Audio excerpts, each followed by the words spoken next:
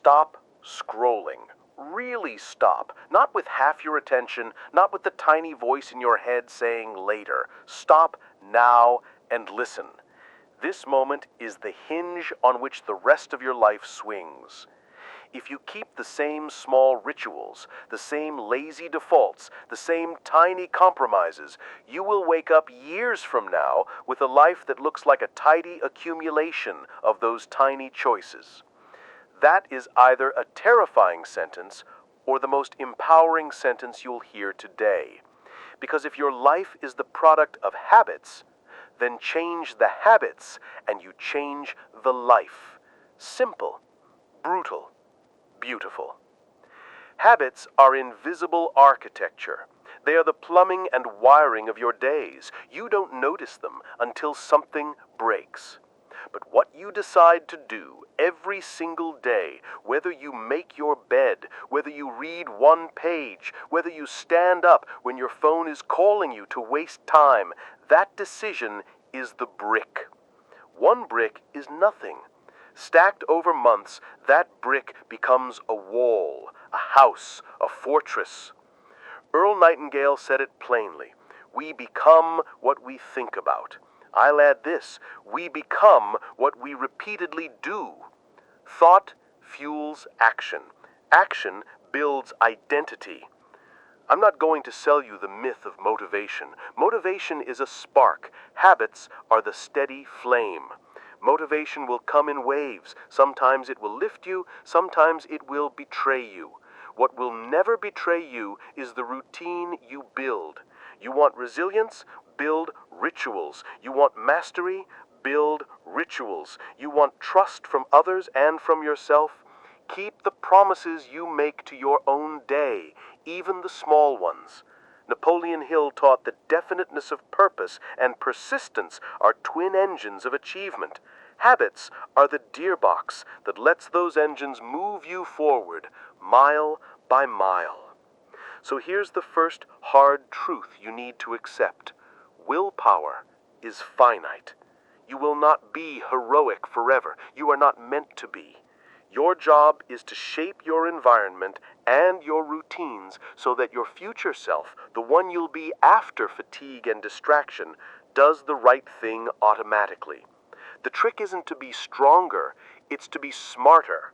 Design tiny, non-negotiable acts that nudge you toward the person you intend to be. Make success inevitable by making good choices the path of least resistance. Listen closely. Tiny wins compound. Set a standard so low you can't help but hit it. Want to read more? Commit to 1 page. Want to exercise? Commit to 5 minutes. Want to write? Commit to 1 paragraph. The first act is the hardest because your brain resists novelty, but habit sneaks in through repetition. Do the smallest version of the action. Repeat. After enough repetitions, the resistance thins. What felt like a fight becomes something you do without thinking. That is the mechanics of mastery disguised as patience. You must also become ruthless about which habits you keep. The habits you tolerate in private are the habits you display in public. The late-night scrolling, the endless list of unfinished starts, the excuse that I don't have time, these are not neutral. They are decisions that, compounded, steal your identity. Choose what you tolerate. Choose what you reward. Your attention is a scarce currency. Spend it like the powerful person you claim to be. Guard your first hour of the day. Protect your last hour at night. Let structure cradle your willpower so it doesn't collapse under pressure. Now, let's talk about identity. Most people try to change behavior by focusing on outcomes. Lose 10 kilos, write that book, land that job. That's backwards. The highest leverage move is changing who you think you are. Habits are identity signals. Instead of saying, I want to run, say, I am a runner. Instead of, I should write, say, I am a writer. Once your actions align with that identity, dissonance disappears. Your nervous system yearns for consistency. Give it an identity that supports your goals and watch it reorganize itself around that truth. I won't pretend this is easy. Habits require intentionality and repeated correction. There will be days you fail. There will be days you binge on old comforts. That's human. Your task is not perfection, it's persistence. When slips happen, treat them like data, not judgment. Ask, what triggered me? How can I change the cue, the routine, or the reward? Small adjustments beat big declarations every time. Napoleon Hill reminded us of persistence, not blind stubbornness, but persistent adaptation toward a clear purpose. Keep adjusting the map as you walk it. You also need a system for feedback. What gets measured gets improved. Track one simple metric daily. It could be minutes, pages, steps, reps, or completed tasks. Make it visible. A tally on a wall, a dot on a calendar, a note in your phone, something real that your eyes can see. That visible trail will do more to hold you accountable than any pep talk. Humans are pattern-seeking. We love streaks. Protect your streaks fiercely. Let the anxiety of breaking a streak be stronger than the temptation to skip. Community matters. Habits are not solely solitary affairs. The people around you reflect and reinforce who you become. If you want to be more disciplined, surround yourself with disciplined people. If you want to be bolder, move among the bold. Dale Carnegie taught the power of influence and the importance of sincere encouragement. Find allies who will celebrate your consistency and call you out when you regress. Build a tiny tribe of practice. You don't need a crowd. You need a mirror that shows a better version of yourself. Let me give you a simple, practical framework to start with tonight. Pick one micro habit. Make the cue obvious, the action tiny, and the reward immediate.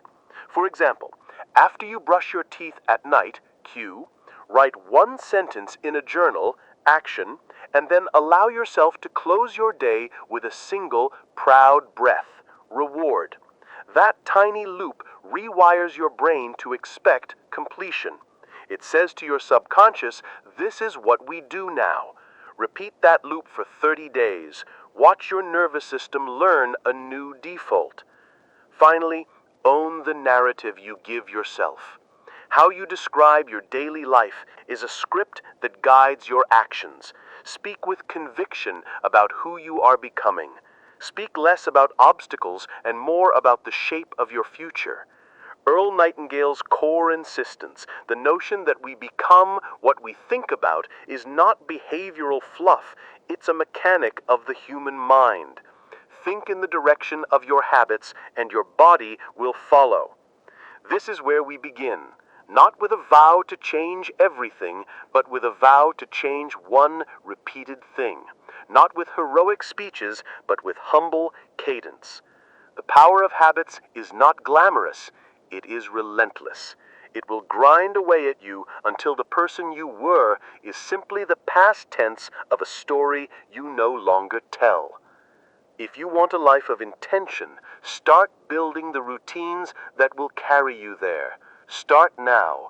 Continue after this part. Continue with the next small act. Your future self is waiting, and they will thank you for the small, stubborn choices you make today. Part 2. Listen, habits aren't moral judgments. They're biological shortcuts. Your brain, merciful and miserly, constantly asks, how can I save energy? Repetition gives the brain permission to automate. Neurons that fire together wire together, and before long, an action that used to require effort becomes a default.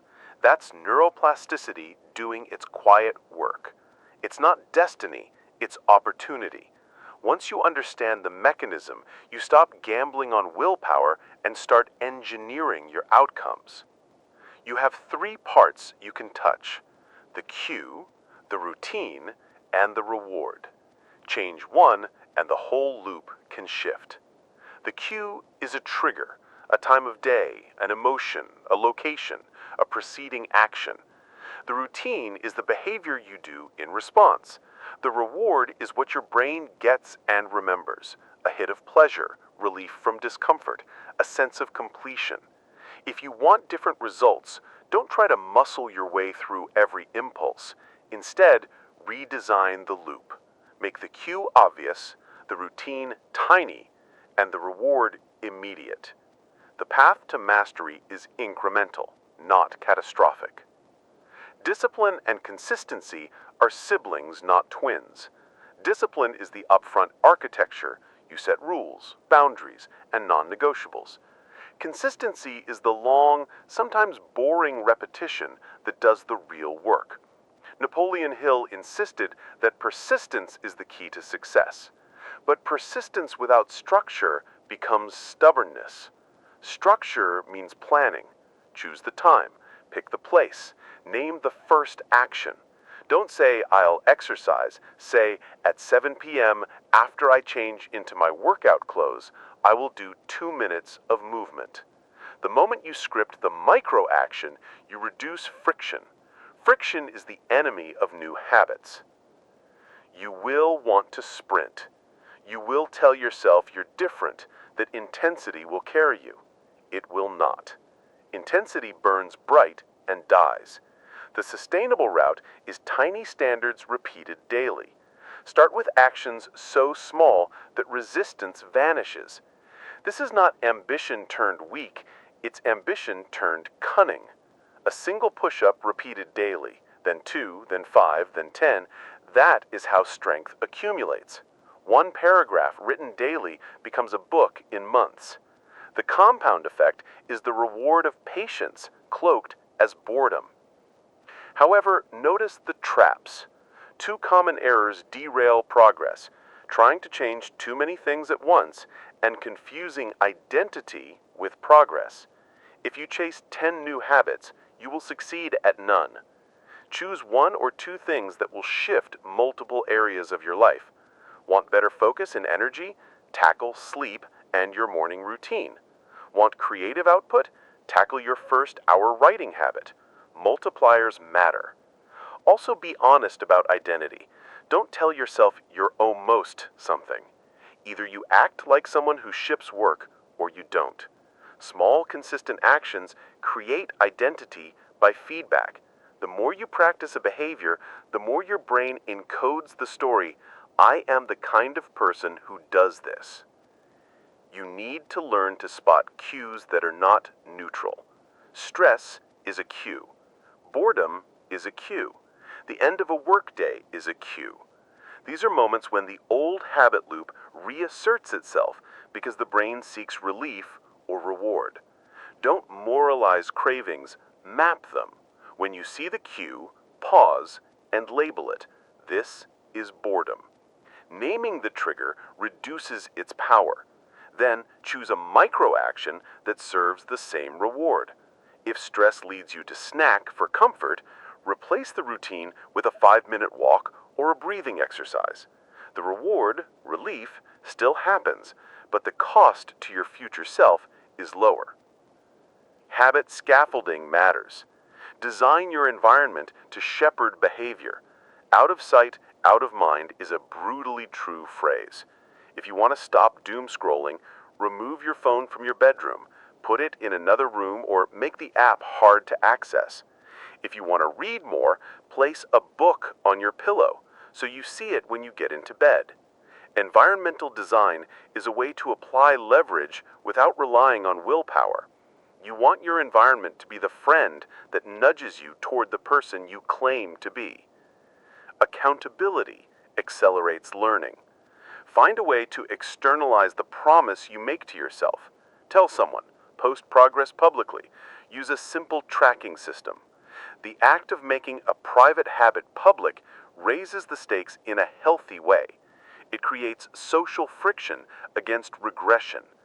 Keep the accountability narrow and specific. Not I will be more productive, but I will write 300 words by 9 a.m. every weekday. Specificity is the oxygen of discipline. Now let's talk about rewards that actually stick. Many people confuse instant pleasure with lasting satisfaction.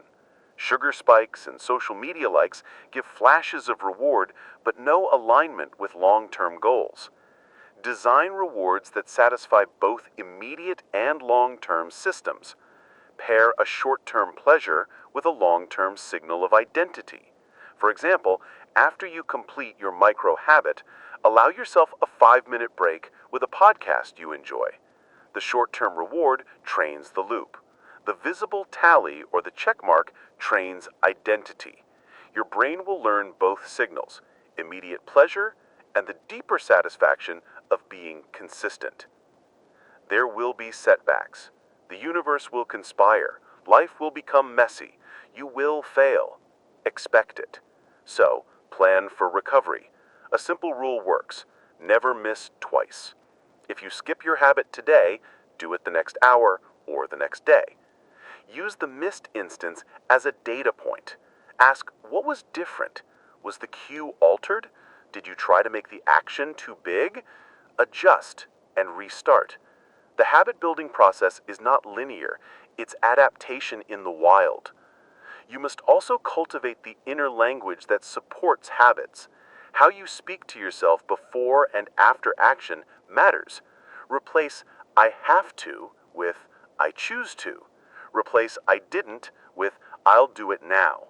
Small shifts in phrasing reduce resistance and increase agency. Discipline is not punishment, it's the refinement of choice. Dale Carnegie taught that sincere encouragement and positive framing change behavior in others. The same principle applies inward. Be your own coach, not your critic. Tools help, but they don't replace willful practice. Use checklists, timers, apps, or journals to make the invisible visible.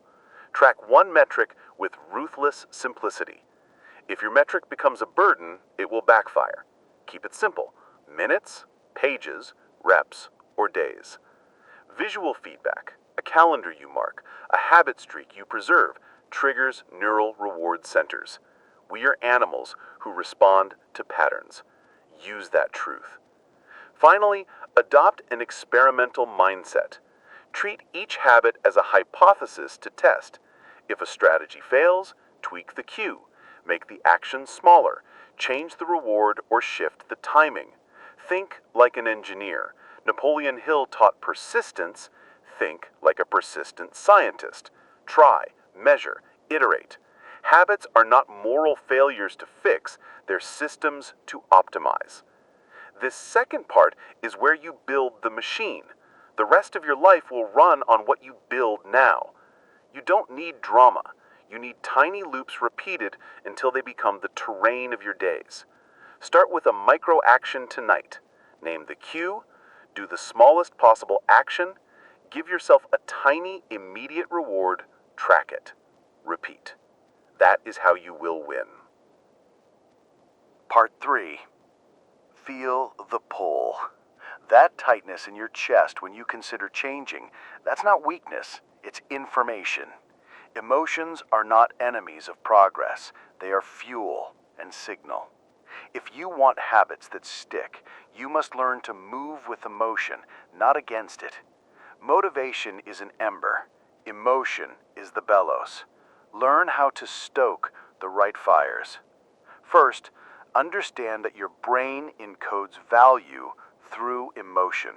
When an action feels meaningful, the nervous system prioritizes it. This is why big, abstract goals rarely create reliable behavior. Be healthier is a slogan. It's not electricity. But when your habit connects to a vivid emotional reason, the person you become, the dignity of showing up, the relief of not carrying guilt, the habit gains a backbone. Earl Nightingale said, "We become what we think about." But you'll get further if you become what you feel about. Feel the future in your body now, and your body will follow suit.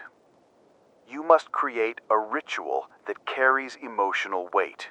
Rituals are not quaint, they are biochemical shortcuts that mark transitions. The 5-minute walk after work becomes sacred because you declare it so. The single page you write at night becomes consequential because you protect it. Give your micro-habits a prelude, a deliberate breath, a corny statement of intent, a physical touch that signals the brain this moment is different. Rituals convert friction into meaning. They make small acts feel like vows rather than chores. Now let's talk about willpower honestly. Willpower is real, but it's not infinite, and it's not the primary engine you should trust. Willpower is a short-term muscle used for emergency corrections. The long game is habit architecture. That said, you can strengthen your willpower by practicing disciplined increments. Treat willpower as a muscle you warm up. Make small commitments and keep them. Each kept promise builds confidence and expands your capacity. But don't gamble on being heroic when you're exhausted. Save willpower for decisions that matter and automate the rest. Motivation waxes and wanes. Expect it. Build scaffolding for low motivation days. Pre-commit to actions when you feel strong so that on low days, your future self has a clear script to follow. Use if-then planning. If I feel resistance after dinner, then I will do 1 minute of movement. If I get distracted, then I will set a 10-minute timer and focus. These tiny contracts reduce paralysis. They translate desire into predictable behavior. Emotions can also sabotage. Shame and self-criticism are heavy anchors. When you fail, don't double down on guilt. Shame narrows your field and makes change feel impossible. Instead, practice selective kindness. Replace the internal scolding with constructive questions. What did I learn, and what will I adjust? Dale Carnegie taught the power of encouragement. Use it inwardly.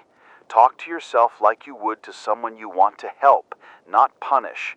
That shift preserves energy and recommits you to action. There is a secret people talk about, but rarely practice: pairing meaning with motion. Tie a habit to your identity through storytelling. Don't just repeat actions, narrate them. After your micro-habit, say aloud one sentence that anchors identity. I am someone who finishes what they start, or I am someone who protects my mornings. That verbal anchor informs your nervous system and reduces cognitive dissonance. Over time, the story and the behavior fuse. You stop negotiating, you enact. Next, learn to use momentum strategically. Momentum is not about constant acceleration. It's about building velocity through predictable cycles. Start a streak and protect it at all costs. Even on low days, do the smallest version of your habit to keep the streak alive. Missing once is a hiccup.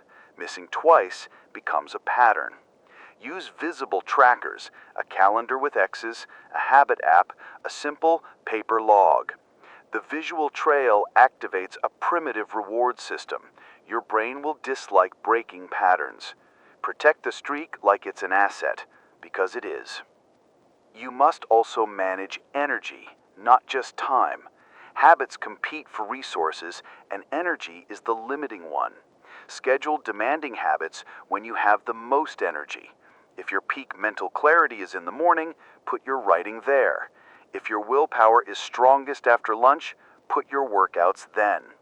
Honor your circadian rhythm. Design routines around it. Good timing reduces friction and increases the chance a habit will survive the first months. Stress and boredom are powerful habit triggers. When you feel either, your brain reaches for familiar relief. Don't be surprised when stress leads to backsliding. Plan for it. Build coping actions that provide the same reward with less cost. Swap scrolling for a short walk. Swap overeating for a small ritual of tea and reflection. The goal is not deprivation, it's substitution. Give your nervous system a similar payoff without the long-term penalty. Now, practice a hard discipline, the weekly audit. Once per week, review what worked and what didn't. Track not only outputs, but emotions tied to habits. Which actions made you feel proud, alive, bored, or resentful? This feedback loop allows you to adjust rituals, timing, or rewards. Treat your habits like experiments. If a habit consistently drains you, reframe it or swap it. If a habit energizes you, protect it fiercely. Your weekly audit becomes a laboratory for sustainable change. Influence plays a role here too. Seek mentors and mirrors. The people you spend time with set a baseline for what's normal. Surround yourself with practitioners, not just talkers. If you want to write daily, find other writers who publish regularly. If you want fitness, find people who show up to train. You don't need perfection in your circle. You need norms that stretch you. Dale Carnegie's lessons about social influence apply inwardly. The right tribe makes consistency easier and more enjoyable. Finally, anchor your habits to values, not vanity. Habits tied to values survive longer because values are stable. Ask yourself, what kind of person do I want to be when everything else falls away? Use that as the lodestar. Let values guide choice when motivation falters, when life gets loud, when excuses gather like clouds. Values are the quiet architecture behind persistence. This is the heart of practice. Feeling the change inside your body, scripting it with words, protecting tiny streaks, managing energy, and choosing community. When emotion and method align, you don't chase motivation, you have it on call. You become the person who acts because your rituals make action natural. Keep the ritual, keep the story, keep the streak. Continue after this part with the next small action, because the only true failure is stopping. Part 4. This is where theory turns into muscle memory. If the first 3 sections gave you the map and the microscope, this part hands you the toolkit and the schedule. Habits do not live in abstract ideals. They live in systems, rituals, and repeatable processes that you can use every day in your work, your relationships, and your body. Don't wait for inspiration. Build a playing field where the right moves are the easiest moves. Begin with the architecture of small wins. A system is not one big change. It's a sequence of tiny victories arranged to produce momentum.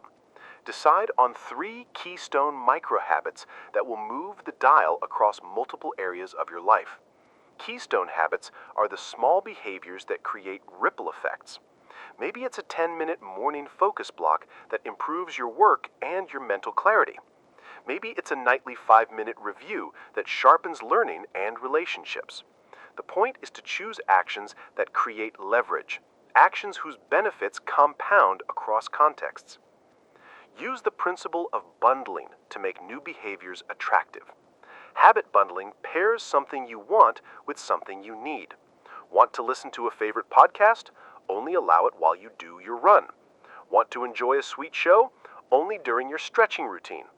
This tactic hacks the reward system by linking pleasure to productive routines. Over time, the pleasurable activity becomes associated with the productive one, and the pair becomes a ritual. Design rituals for 3 domains: performance, restoration, and connection. Performance rituals prime concentration. The first 5 minutes of your workday can be a fixed sequence. Make tea, write a 1-sentence plan, and set a 50-minute timer. Restoration rituals protect recovery. A short wind-down sequence before sleep that signals the nervous system to shift from doing to being. Connection rituals nourish relationships. A daily check-in with a partner, a brief message to a friend, or a weekly call that keeps social bonds strong. If you structure rituals across these domains, you build a life that's both productive and sustainable. Frame progress as a scoreboard, not a moral ledger.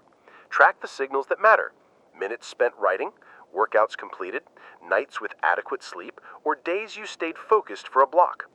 Your scoreboard must be simple and visible. Complexity kills the system. Use a single line item per habit. Mark it. Celebrate the X. This visible progress produces dopamine, and dopamine keeps you showing up. It's not cheating to use biology in your favor. It's smart. Lean into the power of constraints. Constraints create creativity and reduce decision fatigue. Limit your options to force action. If you want to eat healthier, restrict your fridge options. If you want to produce creative work, limit the available tools and set short deadlines. Constraints force you to act instead of ruminating. They transform willpower into navigation. You move around the boundaries you set rather than trying to bulldoze them with brute force. Make the environment your silent manager. Set up cues that make the desired habit obvious and frictionless. If you want to practice an instrument, leave it where you can see it. If you want to write, have a document open with a 100-word starter sentence. If you want to be more present with others, place your phone face down and out of reach during meals. Environment shapes behavior more reliably than pep talks do. Design spaces that wire you for action. Use deadlines like gravity. Deadlines force focus. Break large goals into micro deadlines and publish them. Set a public completion date. Tell one person or post about it. Public commitment increases the cost of failure and activates your social brain. Napoleon Hill wrote about definiteness of purpose. Deadlines give purpose shape and urgency. A deadline converts vague intention into a timeline of microactions. Practice the art of clean starts. A clean start is a ritualized reset. At the beginning of a work session, clear the desk, open a fresh document, and write a one-line intention. Clean starts reduce the friction of restarting and protect your focus from accumulated clutter. When a session ends, do a 2-minute tidy and a one-line note about what's next. That tiny closure speeds the restart and keeps the system moving. Cultivate a playbook for common failure modes. Anticipate the saboteurs: travel, sickness, stress, a heavy workload, or social obligations. For each scenario, create a scaled version of your habits. If you travel, have a 5-minute mobility routine. If you're sick, a 2-minute breathing practice. The goal is to preserve connection to the habit even when the ideal conditions disappear. Scaling down keeps the identity intact and makes recovery painless. Layer habits to create cadence. Stacking one habit on top of another builds sequence and flow. After you drink water in the morning, open your writing document. After you finish dinner, do 10 minutes of reading. The brain loves patterns. Stacking provides them. Habit stacking reduces decision-making and grows rituals into routines that feel inevitable. Make room for creative spontaneity inside structure. Rigid systems that don't allow variation breed resentment. Use your schedule to protect core habits, but leave open space for experimentation and play. Set a weekly wildcard hour where you try something new, a different exercise, a new recipe, a different creative form. This prevents boredom, keeps curiosity lit, and often yields unexpected growth. Seek tiny accountability rituals that feel supportive, not punitive. A weekly check-in with a peer, a short voice note to a friend reporting progress, or a shared spreadsheet with one colleague can multiply adherence. Accountability is most effective when it is simple and specific. Avoid grand declarations in public that you can't measure. Choose small promises and keep them. Use negative cues to eliminate bad habits. If something derails you, a distracting app, a toxic group, or a late-night habit, insert a friction barrier. Remove shortcuts to destructive behaviors. Use software limits, physical separation, or social commitments to raise the cost of the old habit. The aim is to make unhealthy choices inconvenient and expensive. Observe the long game. Compound interest is boring, but it wins. Habits are the slow engine of transformation.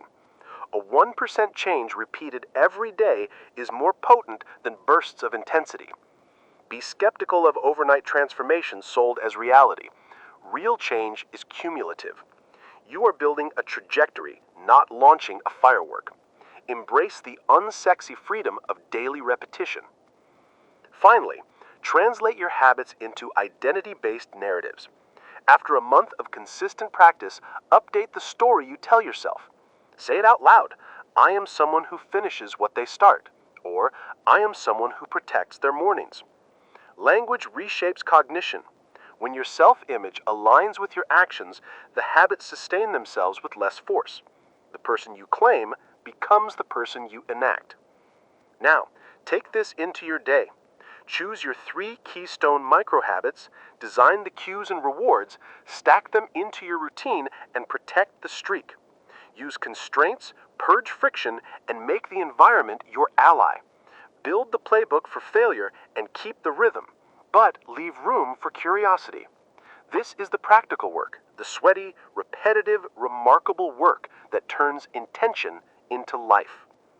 Continue after this part and use the next segment to integrate long-term identity and principles that will keep these habits alive for decades. Part 5. This is the long view. If the first 4 parts were about building the machine, this final part is about living inside it, shaping the person who will run the machine for years, not just weeks. Habits are not a short campaign. They are a life language. You are learning to speak in small, repeated acts until the grammar of your days becomes second nature. The question now is simple. What will you become when repetition has finished its quiet work? Start by anchoring everything to a clear, non-negotiable purpose.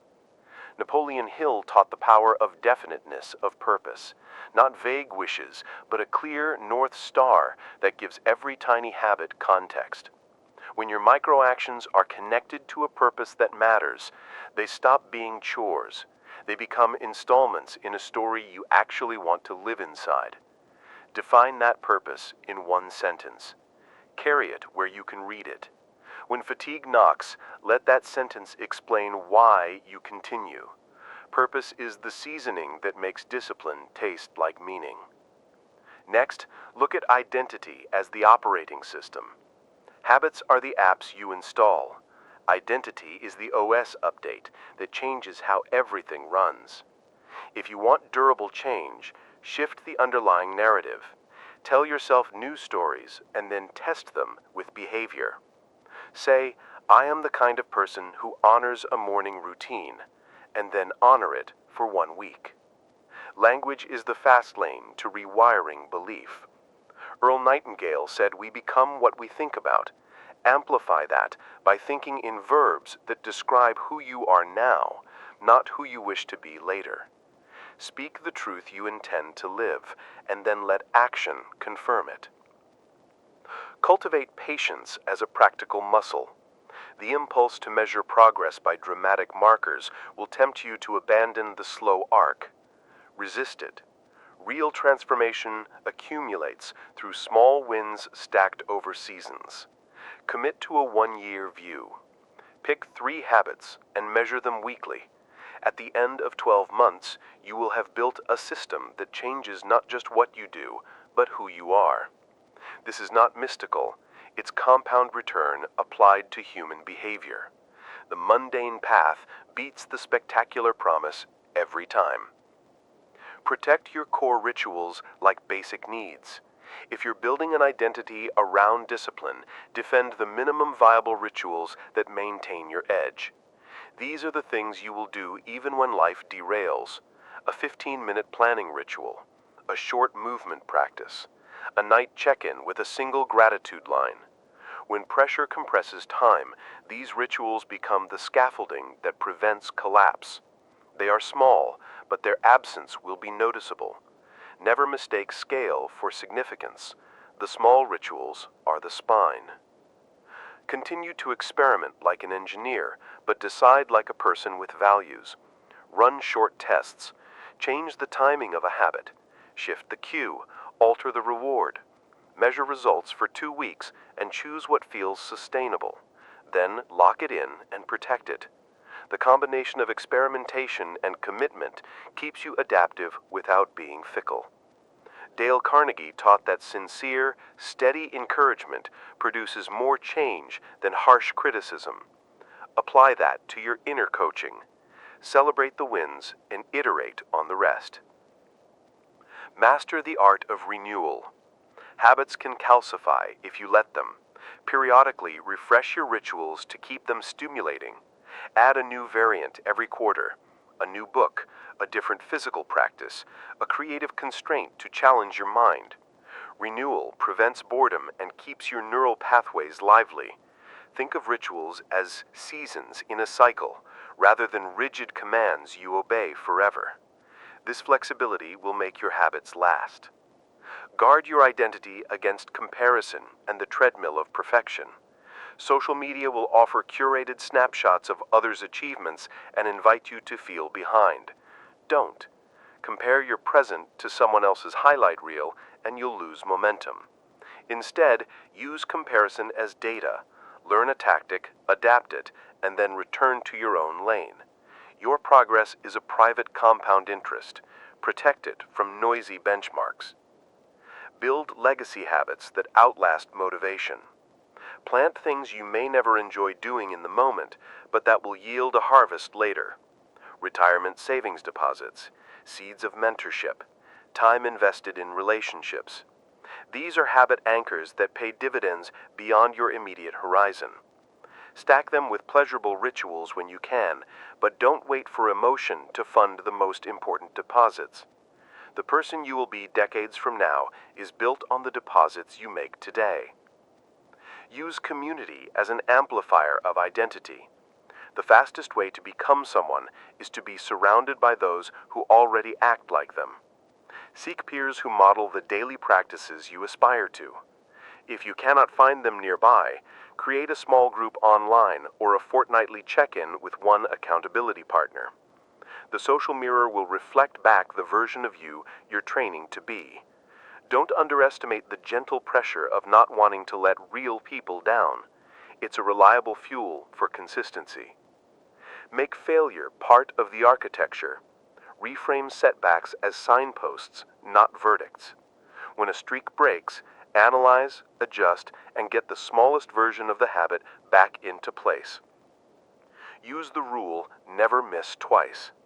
If you slip, reset within 24 hours and do a tiny action to re-anchor identity. That tiny re-entry prevents derailment from becoming habit and transforms failure into data. This is how persistence becomes adaptive, not punitive. Anchor habits to values rather than outcomes. Values are long-term stable coordinates. Outcomes are passing stations. If your value is to be generous, create a daily ritual of small acts of service. If your value is to learn, stack a 5-minute reading habit into your day. When habits reflect values, they persist through mood, environment, and crises.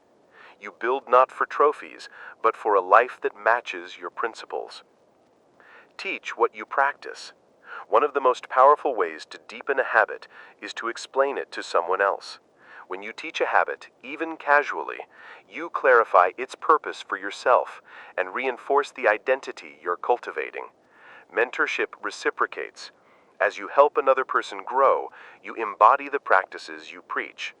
This turns solitary discipline into shared culture, and culture multiplies behavior far beyond the sum of individuals. Finally, be relentless about starting again. The difference between those who change and those who want change is the ability to recommit, not to be perfect. Every day offers a micro reset. Use it. Say the sentence that defines your purpose. Do the smallest action. Mark the calendar. Build the streak. Tell the truth of who you are becoming in your voice and through your hands. You have been given a map, tools, and a plan. Now the work is to return to cadence. to habitually do the small, stubborn things that scaffold a future you can be proud of. There will be friction, but friction worn down repeatedly becomes the patina of mastery. If you choose this path, your life will no longer be random accumulation, but intentional design. You will wake up one day and realize you are the person you set out to become, not by accident, but by the quiet, relentless language of habit. If you're ready, begin the next action now. Commit to the smallest habit you can keep, and then keep it. Keep going. Keep building. If this message landed with you, subscribe and like, and join the people who show up every day to build themselves into something greater.